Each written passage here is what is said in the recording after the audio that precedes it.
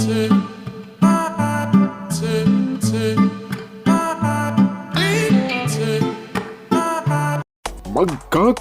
umano nagbigay na ng kanyang warning sa ngayon si President Duterte sa Marcos administration. Narito sa ngayon ang isa sa mga pahayag ni President Duterte. Panoorin pa natin ang full video. Ako naman si Kudinger TV.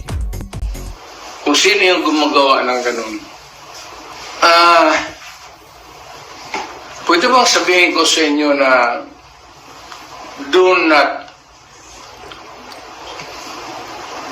the people of the Philippines. Magkagulo tayo. Huwag ninyo kaming isali. Buhay pa ako.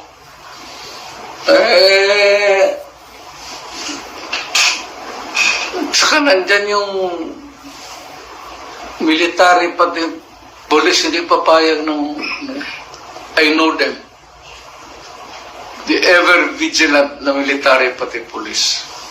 Hindi papayag ng ano. You better, kayong nasa bureaucracy, better stand up straight and be counted as a true Filipino. Otherwise, you are asking for your early demise. Alam mo, pag nagkudita ito, patayan left and right yan, baka una kayo. Ano ang ayaw ng sundalo?